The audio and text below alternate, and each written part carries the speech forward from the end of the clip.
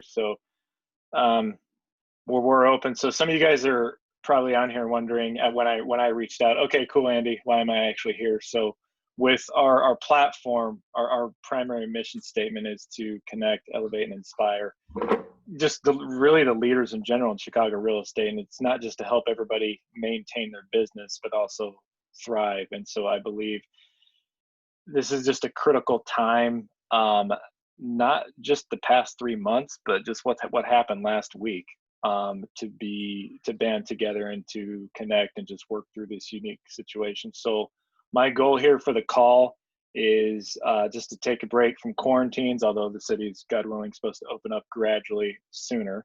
But just to talk to each other and possibly build a new relationship. Share what is real in town. You all are the boots on the ground, getting stuff done.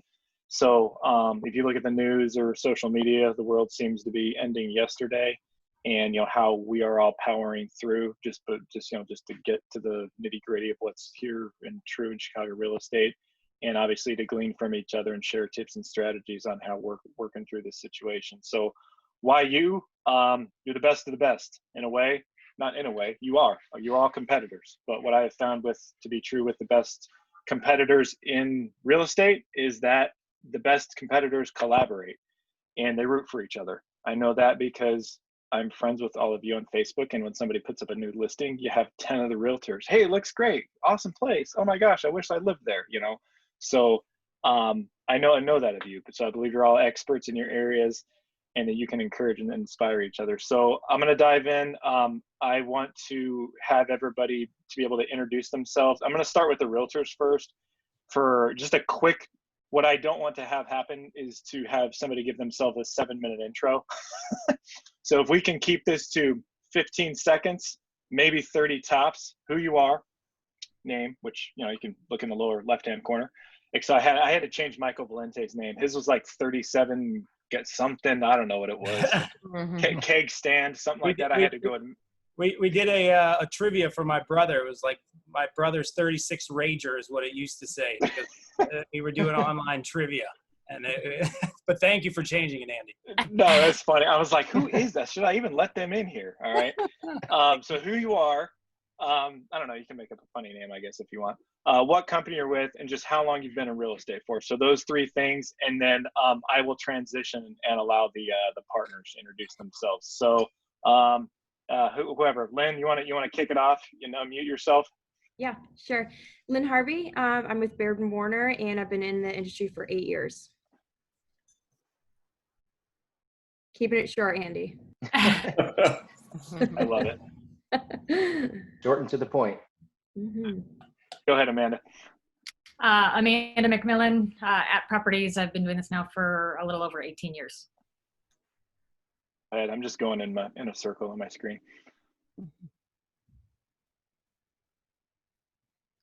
Who's next? I'll go next. Okay. Melanie Giglio. I'm with the MVP team. So I guess I should be called Melanie Giglio Vacos, but I don't really use that name, just for the V in the MVP. I'm with Compass Real Estate, and I have been in the business for over 18 years as well. Amanda and I did deals way back in the day. Causing audio on me. Can you guys hear me?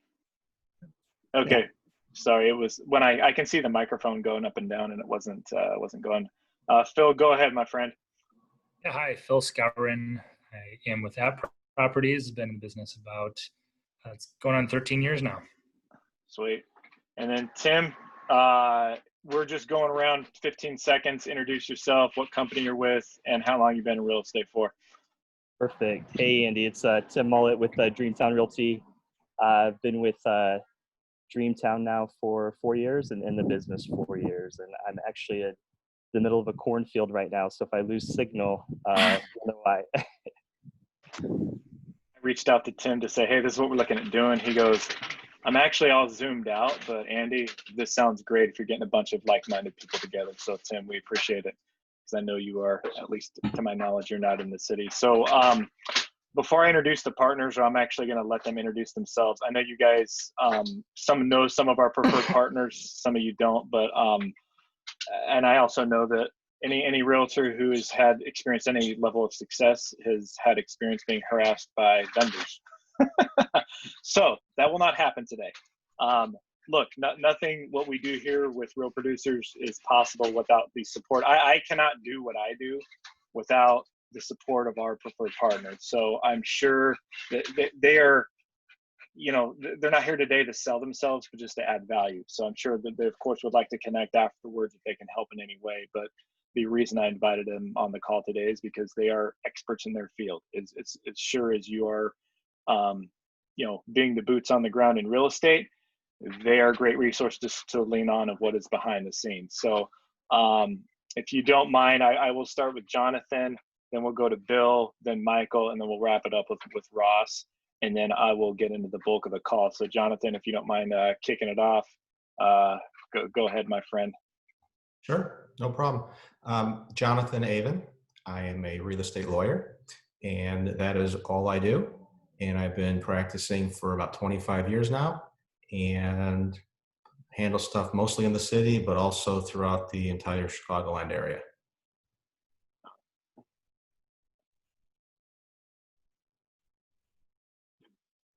Sorry if I didn't. Then Bill next. I'm Bill Katsoolias, Wintrust Mortgage. Been in the business since '94, with Wintrust since for the last 12 years. And do Chicagoland area, burbs, all 50 states actually. So we're able to do everywhere. To Michael. Hi guys, Michael Valente, Renovation Sales. I'm in the business of updating homes before they get listed for sale, and I've been in real estate and construction since '07, so I think 13 years now. About Ross. Hey, Ross Neag, Chicago Building Inspections, inspecting full-time for the last 12 years, been in real estate since '99. Started out renovating and then migrated slowly over to this.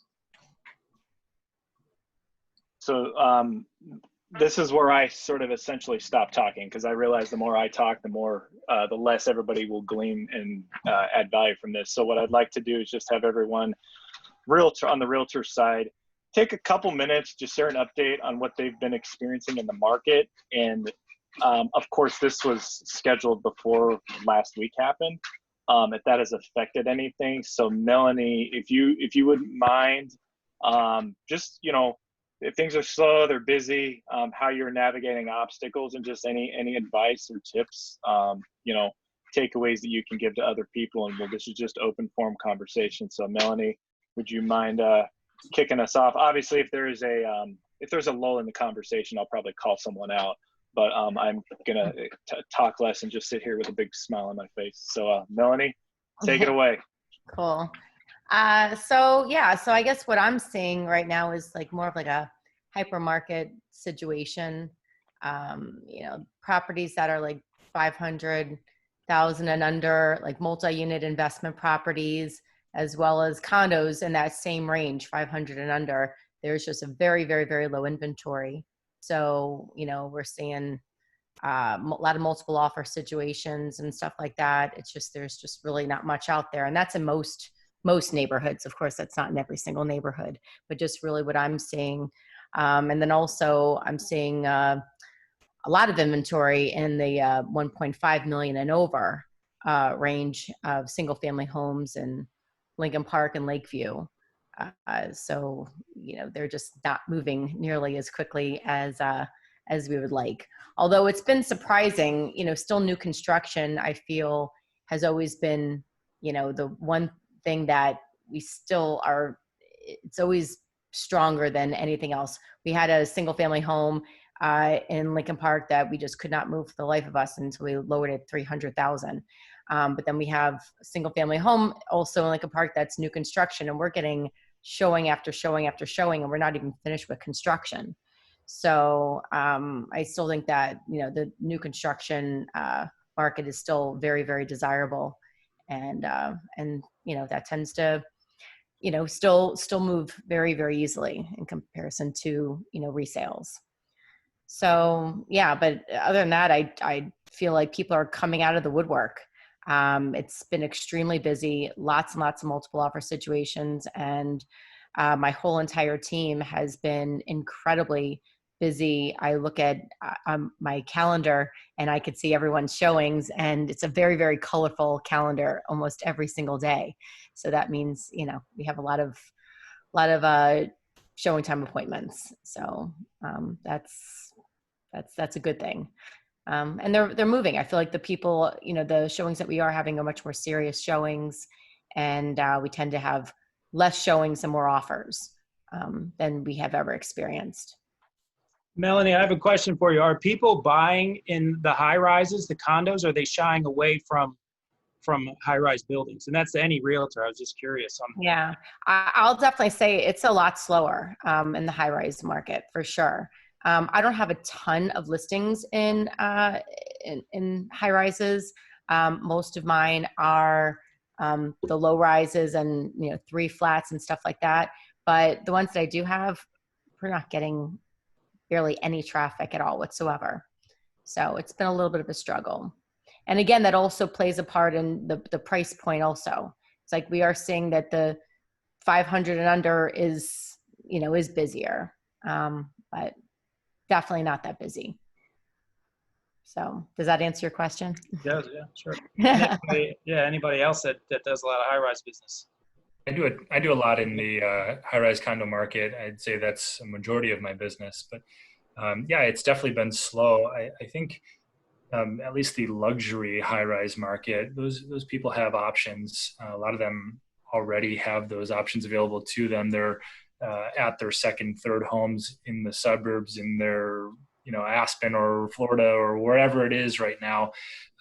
They're not concentrating on either downsizing or upgrading their current condo living situation downtown. It's just, they have the ability to wait. That's obviously the very high end condo market, but still, even in your little more cookie cutter 2-bedroom at 800,000, those are still not moving quite as quickly either. But you're starting to see sellers not hold out for that last 2 or 3%, and so you're starting to see a little bit of deals. I don't want to say that there's a fire sale out there, but buyers are definitely looking for that extra incentive.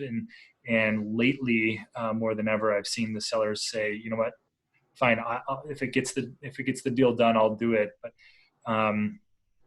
it's compared to some of the other activity. I just sold a house in Logan Square, and a walk up in Old Town, and those, like Melanie is experiencing, tons of activity on those, tons of offers. Just the high-rise market is a little slow right now, but for obvious reasons. I mean, people want to stretch out. People want to be able to, not feel like they're confined in condo. But I think this is going to come roaring back too, because if you look at what made the condo market so hot, a lot of the employers were moving downtown, and the job pool is downtown. The suburbs were not quite as hot, and right now it's, I think, going the other way. But I guess no one really knows, is that going to be a 6-month thing, a year-long thing, and before it comes roaring right back? And I think it will, because ultimately, people, maybe I'm wrong, but I feel that a lot of people are going where the jobs are, and a lot of the jobs are downtown, and the talent pool is downtown. So, people need somewhere to live. I think that's an interesting topic. I mean, I know I'm getting it a lot from clients asking, like, is everyone leaving the city to go to the suburbs and stuff like that? I feel like there are people that are doing that, but those are people that had that plan all along. Like, they were saying, hey, they were going to head to the suburbs within 3 years. I think some of those people are speeding up their decisions because they don't necessarily feel like they want to get stuck. But I don't feel like I'm having a lot of clients that are all of a sudden saying, hey, we were looking for something in the city, now saying, let's divert our plans. Now, some of them are doing, I think we're seeing a lot of temporarily displacing themselves into a suburbs, New Buffalo or something like that for the summertime, especially people with kids that are now, you know, strapped with the idea of entertaining kids for the summer without camps and all that. But I haven't really felt with my clients, I don't know about the rest of you guys, that there's been all of a sudden a mad dash to get out of the city at all. Yeah, I just have I have felt. a question. Oh. Go ahead. I was just going to ask, for those that are doing the downtown high-rise condos, are you guys seeing any issues right now in the last few months with either the buildings preventing you from getting in there to do showings? Or I had a case where a deal just fell apart where we had a tenant in the unit and the tenant refused to, as long as the stay-at-home order was in effect, and that lasted for 2 months, and the deal finally got killed before we even did an inspection. Are you guys seeing things like that, especially with the condos where some of these buildings may have the ability to create certain rules that'll keep you out? Sure. To answer your question, I mean, there's a handful of buildings that I'm getting phone calls on that people want to go see, but it's a waste of time to even try and get in there right now. And there are some other buildings, I don't know if I should necessarily name which ones, but they're way more laxed, and there's really no rules at all. Contractors are going in, realtors are allowed to go, and basically everyone's allowed to go in. They're asking everyone to, keep some safety precautions as they walk in. But there are some that, unless you're an owner there, you're not even allowed to bring a friend in, only owners. And obviously that makes it hard to sell real estate there. So. Yeah. I'll answer that from a construction standpoint. We had back in mid-March to April, we had some jobs that were just flat put on hold right in the middle of the construction project. They just told us we couldn't come in anymore. We had some projects that were about to start that we had to stop. Some buildings still, not as many, aren't letting us work. It's really a building by building case that we've seen, and it's up to the board. I think most buildings that we've seen are following what the mayor is doing and the governor is doing, so they're opening in the phases. But there's still some jobs that are put on hold because the board says they don't want anybody in. And I guess, Jonathan, from a lawyer perspective, maybe it's a liability that some people see, but it's some buildings are shut down and a lot of them have opened, but some are still shut for construction. Yeah, we've had that challenge on refinances in the city as well too. So when somebody's coming to the house, they're not able to go up. So our clients have obviously had to meet them down in the main lobby area just to sign a few of the documents to get recorded, and then bring the rest of the package up or in a separate room if they wanted to. But same thing, not able to go upstairs. I'm also experiencing issues with appraisals because they're doing appraisals that are, not seeing the property and not giving the proper value. Correct. And that's been an issue on a couple of my deals. Yeah. Been really, really unfortunate. And almost lost a couple of deals just recently because of that. Yeah, isn't that crazy? I think that's such a unique thing. I've never experienced that before until recently, that appraisers are saying, "Hey Phil, send me a picture of the powder room. That's the only one I don't have online." Like, how? I mean, I don't know. Maybe I just don't get it. But these are huge financial decisions banks are taking, and they're trusting an appraiser who is not even coming to see the property. But that's not with all deals, but that's I find that fascinating. I agree. Yeah, it's been an interesting with that. The on the refis, it's not as bad because I'm telling the customer we got an appraisal waiver, which Fannie and Freddie have come out about a year and a half ago before all this even started, which is great.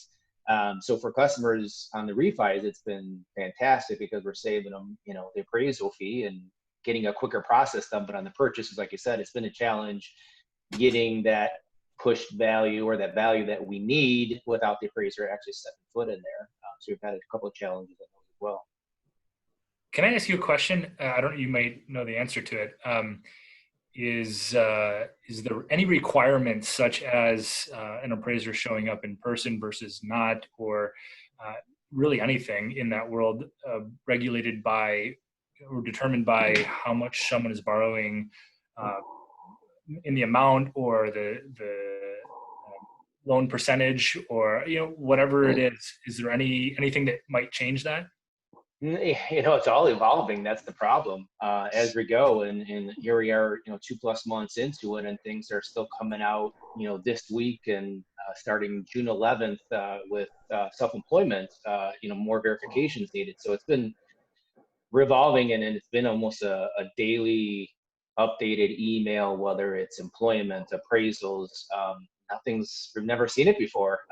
And Fannie and Freddie are making adjustments. There's really nothing that they've changed on the appraisal side besides just trying to avoid going into the home, which is not always the greatest because you're not getting the added features of it some of the time. So none of that is necessarily determined by if someone's borrowing 80% or 50%. Well, it depends on if it's conventional or jumbo, because then you get into the jumbo world, and you're not talking Fannie or Freddie anymore. And then then although a lot of lenders have cut back, we've had like 10 lenders on the jumbo side that we deal with, and about 4 of them have just stopped, froze jumbo loans altogether. So now the challenge with Wintrust is, hey, we need to get other lenders until these lenders come back on board, and the ones that are there are just requiring a lot more. They haven't really pushed the appraisal side of things, but it's more reserves needed. So instead of maybe 2 months or 6 months, some of them are requiring 12 months or 20% down is the big trigger these days. So that's where I think the push in, the higher end stuff is a problem now, because there's a lack of products available and LTVs.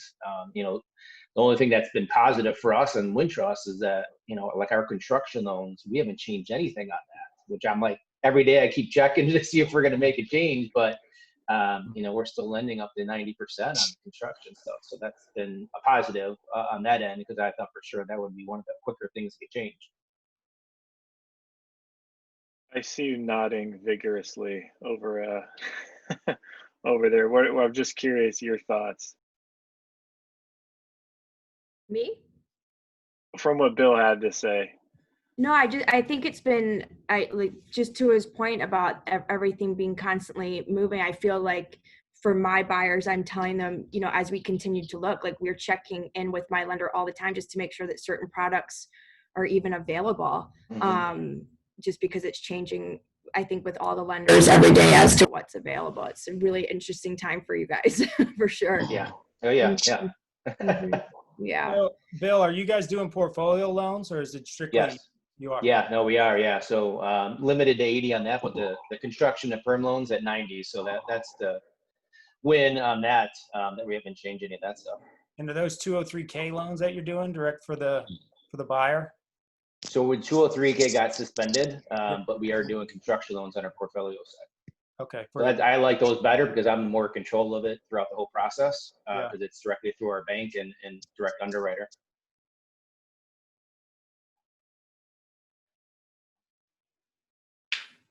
As far as the realtors, have you guys, I've seen a lot of contracts, once I get a pre-qualification, get under contract quicker than ever these days. And I know that's because of the lack of inventory, but have you guys seen that as well? I think a lot of that has to do with the fact that now, I think the nice thing is I think our industry, or I should say a large majority of it, pivoted really well into making us even more virtual. I think we were ahead of the game to begin with. I usually tell people that I feel like we were 40 to 50% virtual already, and then we just had to kick it up to the next gear.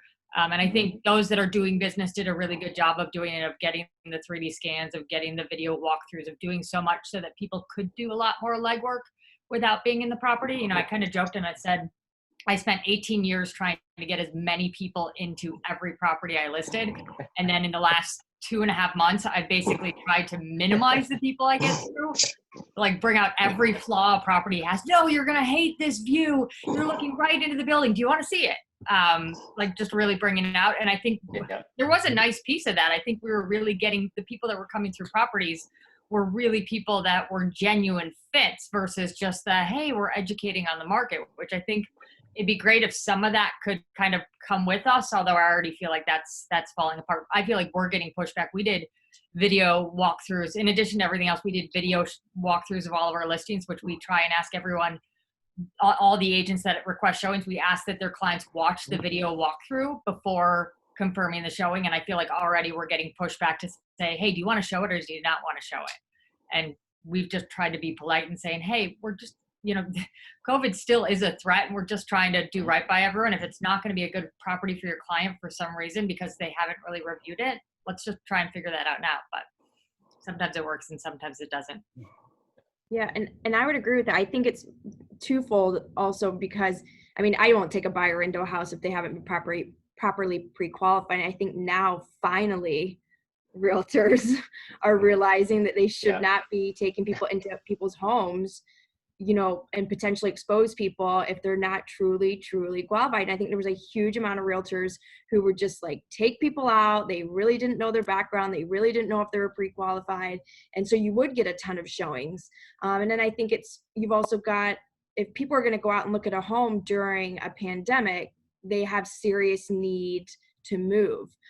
So I agree with Amanda. I think people have made more discerning decisions. I mean, I know for myself, I've sat with clients on Zoom calls and all the ones that they favorited, we have sat and gone through them more virtually, collected video tours or requested additional media to be able to really narrow that down, that list down. And I feel like in the past couple of weeks, I mean, I've put 4 or 5 buyers under contract in the past couple of weeks, and it's all maybe like 2 or 3 properties. Like they came because they really wanted to see it. And even when I find myself going on my listing showings, and I'm showing my listing, I ask them, oh, have you been looking for a little while? Have you seen a lot of things? No, they're being very selective about what they're going to see. I'm even getting requests for all the condo information up front, like buyers really wanting to do their due diligence before even going on an appointment. So yeah. Although the one thing that I've noticed with that is that in the last couple of weeks, like for a while, even we were trying to request pre-approvals before we showed our listings, just one more step. And we got a lot of pushback from it. I was actually pretty surprised. I thought it was a really reasonable request. But we had a lot of people saying, you know, oh, okay, we'll go show something else or this or that, which I said, why are you putting somebody that's not pre-approved into a home regardless? Because if you're pushing back, that means it's not done. But I was a little surprised by that. I mean, I got it. There was a certain company that was doing it again and again, which I knew those people weren't pre-approved. But I did get some pushback that I was surprised with. I wonder who that was. I didn't mention anything. You did not say anything. You don't Or have. did. I'm just throwing it out there, you know. Yeah. So Kevin, I know you just hopped on, man. We kind of went around, did a little introduction, and you're having trouble getting on. So I know a lot of people know you because you're on the commercial side, but if you don't mind, my friend, just take a quick, you know, name, obviously, company you're with, and then how long you've been in real estate. And so fire away. My name is K-Rock. Otherwise, real name is Kevin Rocio. Been around for 10 years in the commercial real estate world. Prior to that, 17 years as a lender here in Chicago. Thanks, Phil, for instructing me. I'm sorry, guys. I've only used Zoom maybe 2 or 3 times, and I'm still learning. Get out of here. So, I swear to God. And I thank Phil because Phil's texting me on what to do. So, but I'm glad to be here. On the commercial side, you know, we, well, at least my team, Rock Advisory, which is part of Aven Properties, we've been doing virtual tours and videos for almost a year. So it's been very, you know, we didn't see our business change in that respect. But I do have to say what I've noticed both in the residential and the commercial side is that we have become that much more efficient under this pandemic. And I hope the efficiencies can stay once we can get back to what we think is a normal course of business. We've closed just as many loans in the same time frame curbside as we have done, you know, regularly. And yet the difference is it goes to show you do not need the buyer and the seller at the closing table. You know, they don't need to be in the same room. It's been amazing. So that's the one thing I've loved about this whole thing, and hopefully we can keep that. Absolutely. Yeah, sometimes that's a good thing to keep the buyer and seller separate from each other. Corners. Absolutely. Right. Talk, man. Hi, Matt. You look like you're. Oh, that's what you look like. I've never seen your face before, Matt. Tim, I'm curious, man. You've been kind of quiet. What are your thoughts? And you look like you're out on the front porch, a rocking chair, living it up. Yeah, I'm actually just escaped a couple days to visit my parents, so it's been a nice little break from the noise in the city. For me, it's been kind of a mixed bag. I've had I have a good amount of buyers, but I'm having a hard time getting their sense of urgency to just getting them to step up. I mean, had the rate conversation. They're just kind of taking their time a little bit more. So some of the success has been shared on this call, and some that's been shared within my brokerage. Like I'm having a hard time getting them over that hump. So that's been a little bit of a challenge. Definitely have had a few listing conversations come up over the past week, which has been nice. So a few that I wasn't expecting. So I think people are definitely seeing that it could be a good time to sell.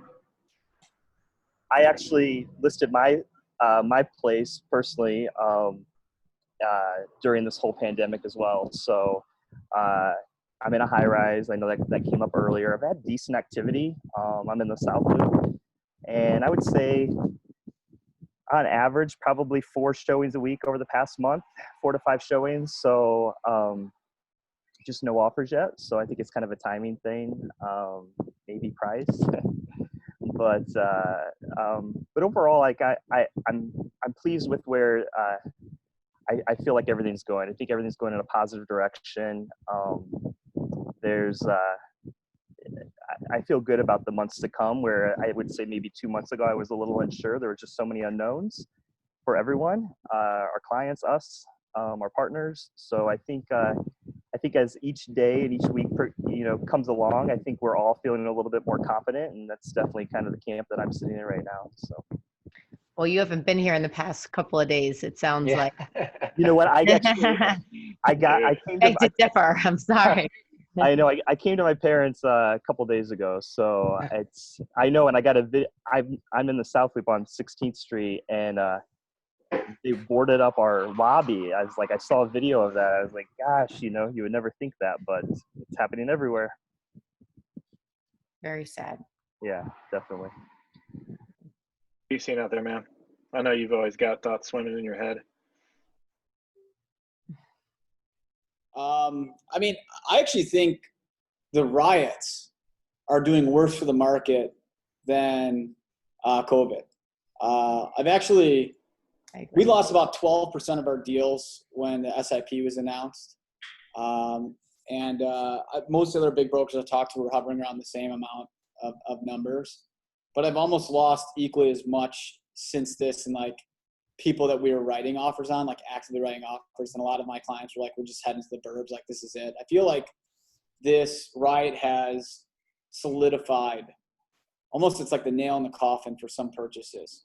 I think it could not have been worse timing.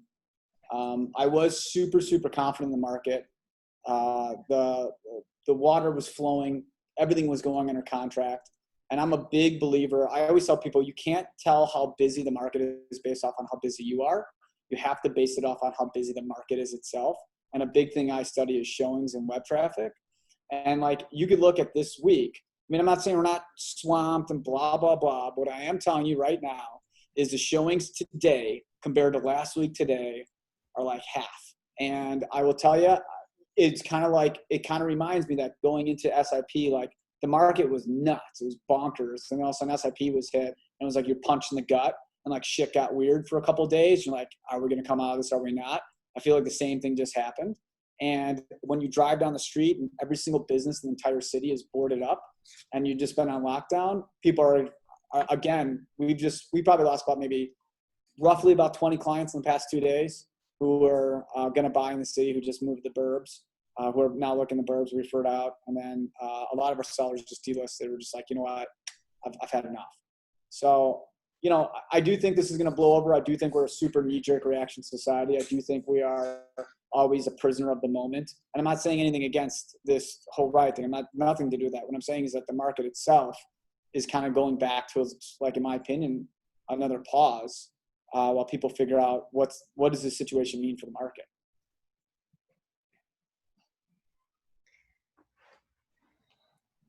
Yeah, it was Well, kind that of like was a perfect storm of, of a lot of bad things happening. And it just, it was interesting. Like you felt like all of a sudden when things started getting a little bit better with COVID, it was incredible how busy we were. And then just like that, it completely turned. And I agree with you, Matt. I think this is far worse than COVID, for sure. When it comes to many things, I mean, when it comes to the market and just, the world we're living in, I think there's, this is far more negatively affecting things.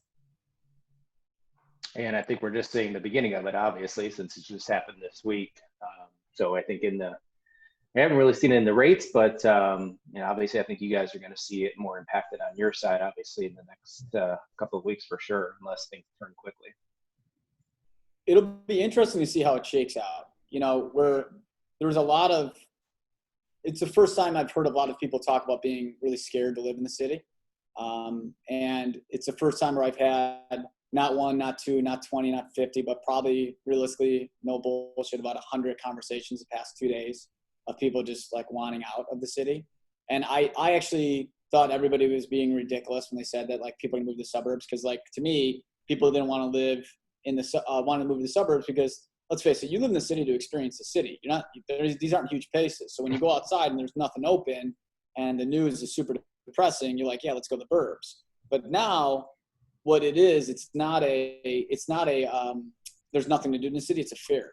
And the fear is what I'm personally nervous about for our business in the future is like, are people going to be afraid now to live in big cities for other reasons? And that's something that we're going to have to see how that plays out. I will speak to myself, and again, what I say here, I don't say to my clients or my colleagues, but I've lived in Manhattan, I lived in Miami, and then I moved here, and I'm a city person. My parents joke that, you would drag me kicking and screaming out of any major metropolitan area because I just feel that that's where I'm meant to be. And I just so happened to be in central Illinois on Sunday and could not make it back to the city before curfew. But as we were driving back to the city, my boyfriend's parents were like texting us and then sent a video, and to watch outside of my house such chaos and destruction.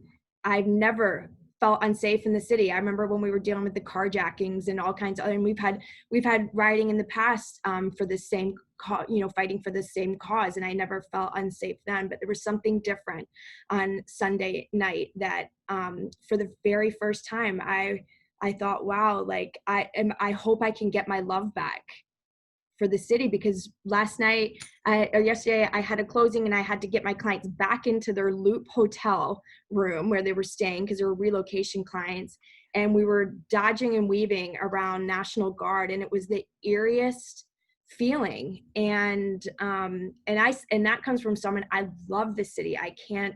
I never would have thought that I would have questioned it. So I can only imagine how consumers who are feeling, if for someone like me who is such a city person, I am clearly in the suburbs right now in Burr Ridge, which is like out of my element.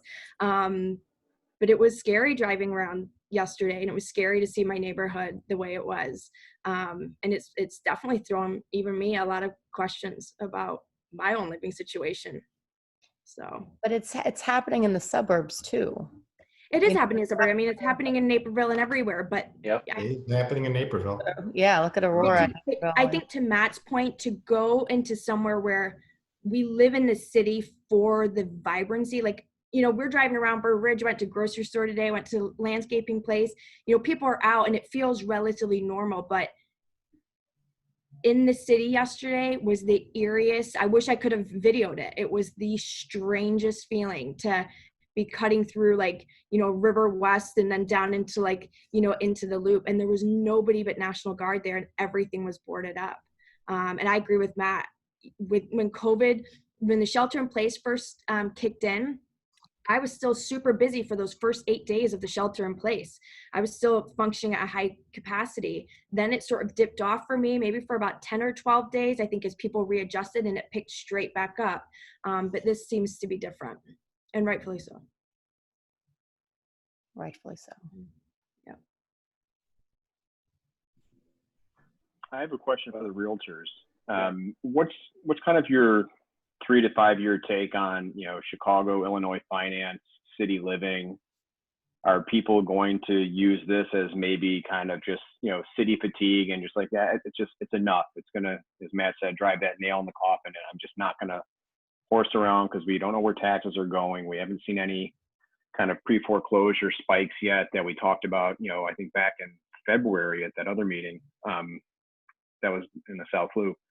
And, we get clients from all spectrums, from entry level suburbs to, very high net worth downtown. And it doesn't seem like it slows down, but I just like the rumblings are such that, maybe it's somewhat of a tipping point.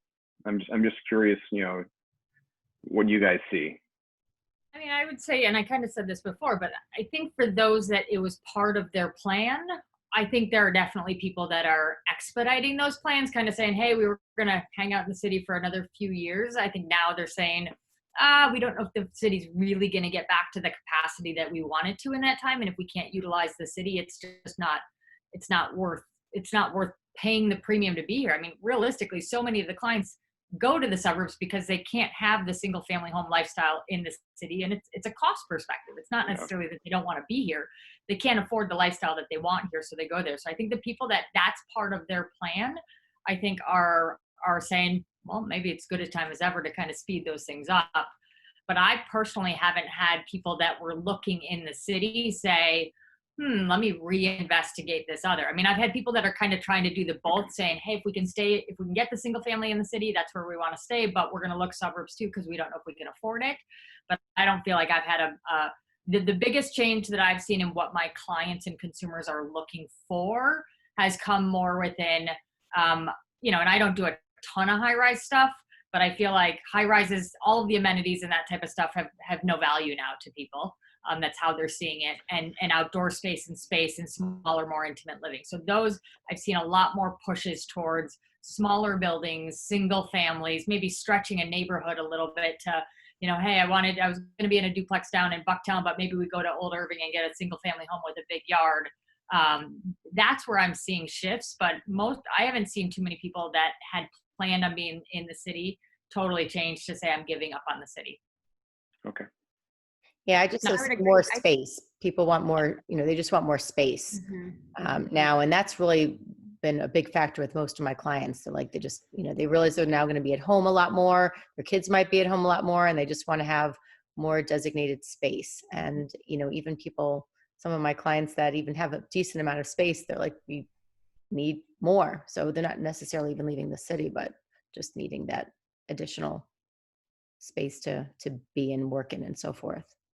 And I think sorry, go ahead, Matt. I was going to say, the question is going to be, whether or not the trend will last, because again, talking about like studying things and stuff like that. Amanda brought up a point earlier about like how you get pre-approvals and nobody wants to give them. And like, we were trying to do some stuff, and like everybody was going crazy with like the pushback of trying to get, the COVID disclosure signed, the pre-approval letter, all that stuff. Nobody wanted to do it. And now, I don't know about you guys, but I am seeing a hell of a lot more last minute showings.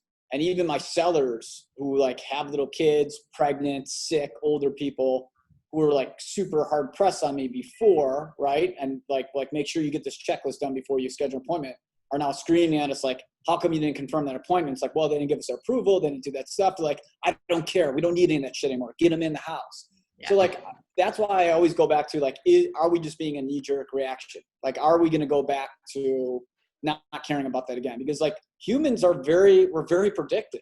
I hate to say it, but it's like we're a creatures of habit. Like, here we were 1 minute saying we're all virtual, we're all going to do all this stuff, and within like the last 2 weeks, everything I was trying to get people to do is out the window, and nobody gives a shit anymore. And every agent is doing the same thing before. And every agent 4 weeks ago who told me the world was going to end and say that like real estate was never going to exist and we're not going to have jobs anymore is now telling me they're the busiest they've ever been in their entire life, even though I told them that they would tell me that at some point. So it's like, what does any of this mean is the way I look at it? You know what I mean? Like nobody can live in high rises. I saw a shit ton of 500,000 plus under these ones, and we're selling one a day minimum. Like, I mean, they're still moving. $1 million plus market is not moving as well, but like, is that going to change? So I know I'm babbling about it, but I'm just saying, like, it's frustrating in the sense that, like, it drives me crazy that everybody says, like, this is now the new normal. And then literally the second something changes, it's not the new normal anymore. And now this is the new normal. So I just think we need to stop being prisoners of the moment for some of the stuff. And, like, let's see how the year plays out rather than let's say, like, is this the new reality? Is this is going to happen?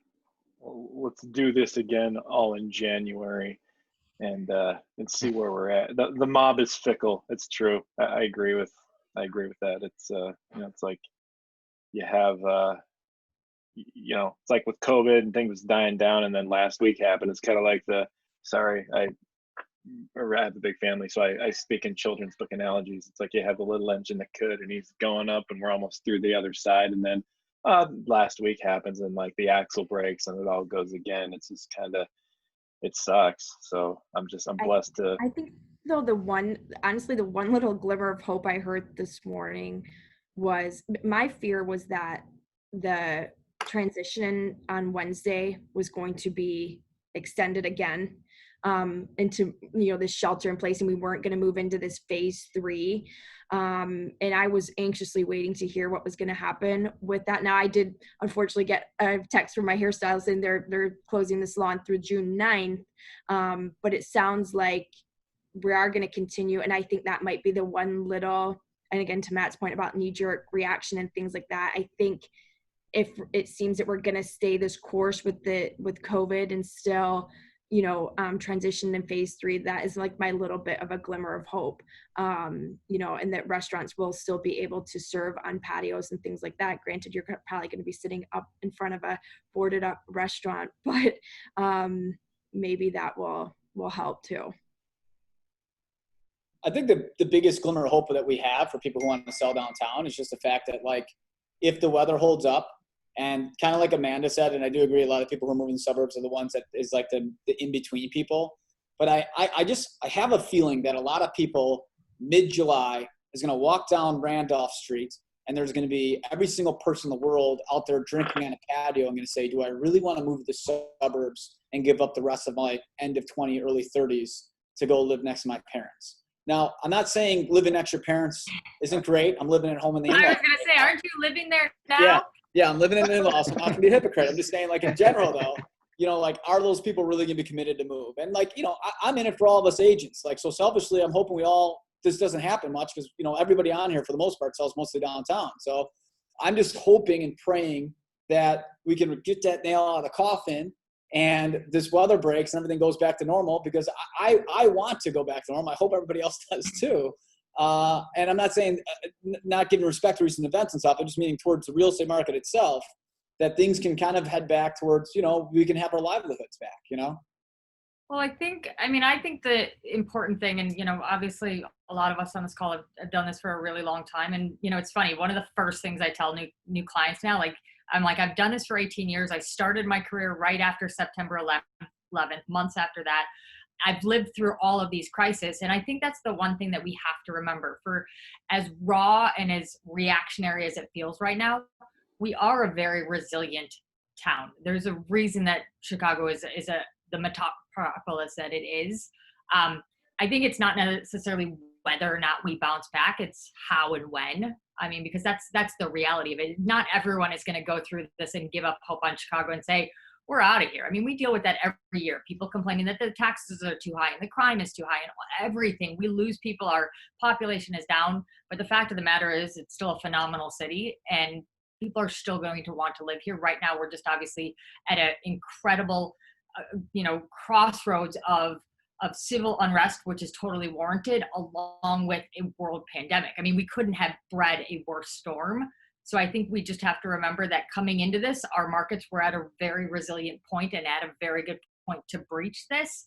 And that as long as, for me personally, it's been I'm just accepting the fact. Are my numbers going to look like what I wanted them to at the beginning of the year? No. Are they going to look like what I hoped them to? No. Am I going to have to, make a few changes along this year? Yes. But at the end of the day, I hope that we kind of emerge from this. We're at a better point within our markets, within our world, and we'll keep beating the drum. But I don't foresee Chicago going down the toilet by any means. No. If anything, I think times like these, they just shake out, you know, shake out the industry a little bit. We've watched a lot of people get into real estate because they heard that properties were selling in a day and everybody can sell real estate and all this other stuff. I'll be honest with you. I had 2 clients who had to sell. They're relocating for a job. One had just closed on a house in Highland Park and we had to put the condo up for sale. And I had sent out an e-blast. This was right as the shelter in place went in. And I got an email, multiple emails from the same broker berating me, dropping F-bombs. Do you understand that we're in a pandemic and la la la la la la la?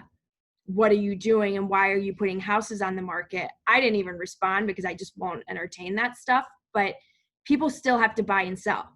It sucks. Pandemic sucks. The rioting, it sucks.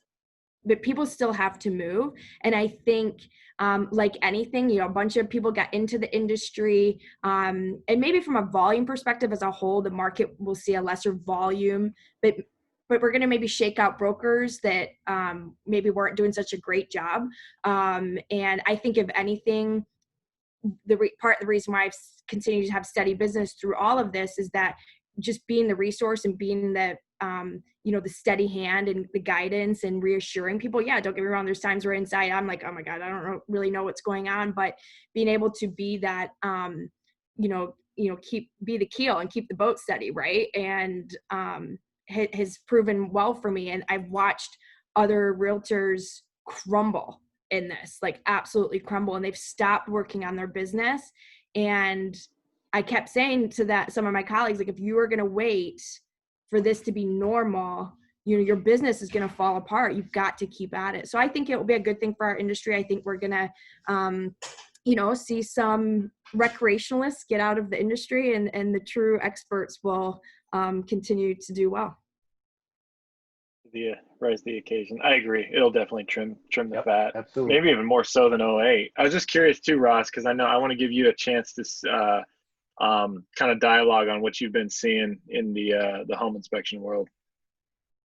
So obviously we're trailers, right? I mean, we've got a little more market presence and a few more services, so we can remain somewhat fluid. But we took a 50% hit in March. We were having the best 5 months prior to of our company, and we're just really just chugging along. And then SIP hit and knocked it down, and then thanks to a lot of people on this panel today, just we're back up at 100%. We've eclipsed, the last 2 weeks we've beat both of 2019's numbers in terms of inspection quantity. So we're certainly busy. We see a lot of high-end real estate.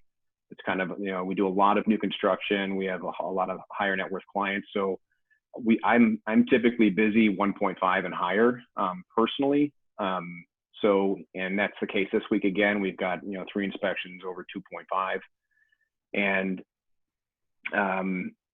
we're about a week out, and we're all over the place. I mean, it seems like Lake Forest is for sale right now. I mean, like 4 inspections in a month in Lake Forest. It's just like, what am I drinking? I have no idea. So the North Burbs are kind of picking back up, and like most of you, a lot of these clients, they deal with macroeconomics. They're not going to just watch something like this kind of change their long-term focus on purchasing real estate.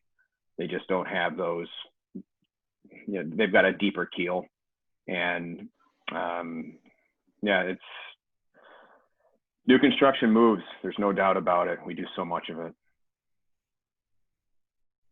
Sharon, hopefully it's valuable. So, I mean, I want to be respectful of everybody's time, but we got a few more minutes. Anybody have any final thoughts, or just maybe industry tips, or just a cool story that anybody wants to share that people could extract some value from? If I can just add anything, I own Kilwins on Michigan Avenue. That's one of the stores, and we got trashed Sunday. And the thing is, think about, like everyone's referencing back to 9/11. Think about New York. We've never experienced anything other than the '68 riots, anything this drastic. But look at New York and after 9/11, and look at New York today. And you're correct. I'm the eternal optimist, and I think we're this sucks right now. And like even when we were being interviewed by Channel 7, I didn't want to be on the news piece. I'm trying to figure out, they broke the window with a watermelon. How of all things, okay? They broke Dude. the window with a watermelon. I want to meet the person who's walking through the riot with the watermelon, all right? That's the perspective. That's the perspective I have, all right? But we're going to, it's annoying. It's annoying. Who am I to judge? There's no right or wrong way to protest because you ask 100 people, you're going to get 100 different answers. So I feel worse for the guy that lost the camera shop than us. They've been there since 1899. They got burned to the ground. I feel sorry for him. The stuff that was damaged is material. Lives can't be replaced. History can't be replaced. But think about 9/11, New York to New York today. We will bounce back. It sucks going through it, but we will bounce back. We will. Well said. Agreed. Yeah. Stopping point. So is that your store that we saw on TV? I think I saw the kill ones getting. Yeah. So that's my store, Jackie. Yeah. Yeah, but and like I said, they hit Naperville last night. Luckily, they didn't touch the kill wins there. Elmhurst this afternoon was being boarded up. But it's it is what it is. I mean, we can't. It's just like I tell my nieces and nephews, if someone ever tries to carjack you, give them the car. All right, that's what the insurance is for. Give them the car. Don't try to showboat. Give them the car. And that's the same thing here. If I was in the store, I would say, hey, dude, don't break the windows of a landmark building. Just come in and take what you want, all right? I mean, we're having more issues because of 310 Michigan is a landmark building because you just can't have anybody come touch it, That's the annoying part.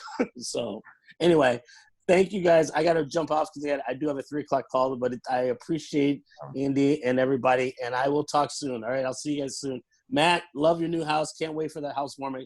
Although I never got to go to Superior for some wine, so you owe me two nights out.